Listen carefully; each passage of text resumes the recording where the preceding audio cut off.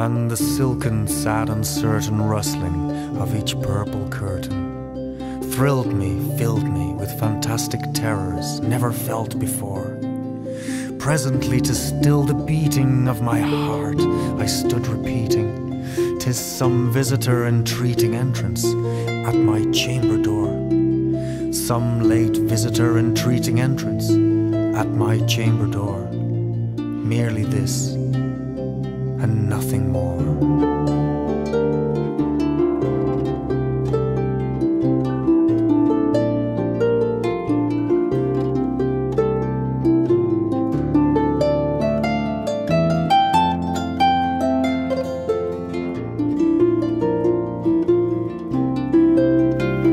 Out into the darkness peering long, I stood there wondering, fearing, doubting, dreaming dreams no mortal ever dared to dream before. But the silence was unbroken, and the stillness gave no token, and the only word there spoken was the whispered word Lenore. This I whispered, and an echo murmured back the word Lenore. Merely this, and nothing more. Back into the chamber turning, all my soul within me burning. Soon again I heard a tapping, somewhat louder than before. "Surely," said I, "surely that is someone at my window lattice. Let me see then what thereat is, and this mystery explore. Let my heart be still a moment, and this mystery explore. 'Tis the wind, and nothing more." Open wide I flung the shutter, when with many a flirt and flutter, in there stepped a stately raven of the saintly days of yore. Not the least obeisance made he, not a minute stopped or stayed he, but with mien of lord or lady, perched above my chamber door, perched upon a bust of Eris, just above my chamber door, perched and sat, and nothing more.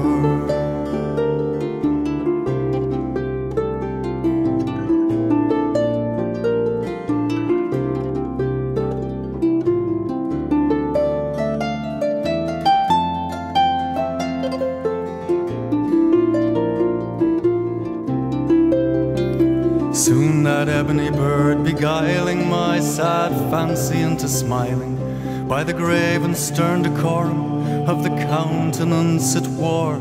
"Though thy crest be shorn and shaven, thou," I said, "art sure no craven, ghastly, grim and ancient raven, wandering on the nightly shore. Tell me what thy lordly name is on this night's Plutonian shore." Quoth the raven, "Nevermore."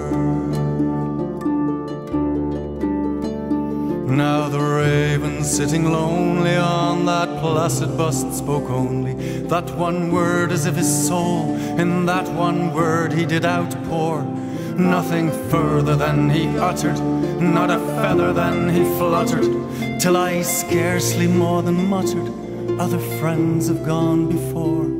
On the morrow he will leave me, as my hopes have flown before." Quoth the raven, "Nevermore." Then methought the air grew denser, perfumed by an unseen censer, swung by seraphim whose footfalls tinkled on the tufted floor.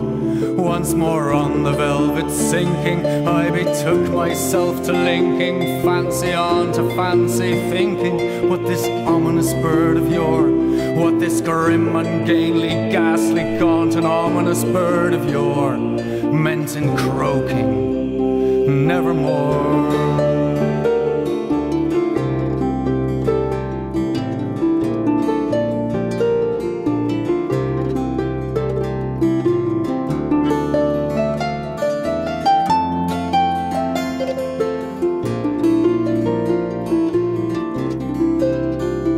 Prophets, said I, thing of evil, prophets still of bird or devil, whether tempter sent or whether tempests tossed thee here ashore, Desolate yet all undaunted on this desert island, chanted on this home by horror haunted.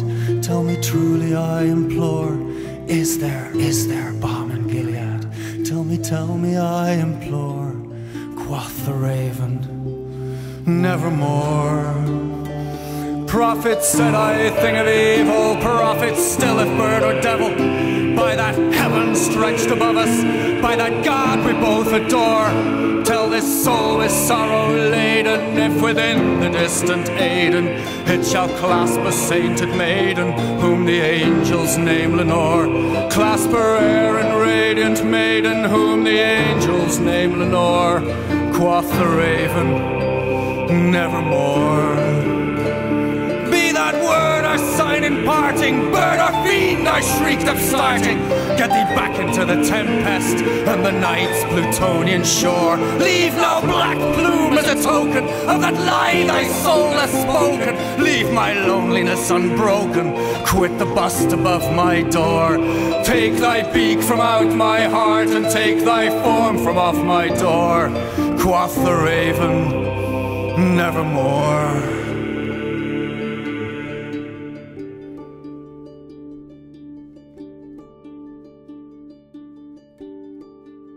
Now the raven, never flitting, still is sitting on the bust of Eris, just above my chamber door, and his eyes have all the seeming of a demon's that is dreaming, and the lamplight o'er him streaming throws his shadow on the floor, and my soul from out that shadow that lies floating on the floor will be lifted. Never.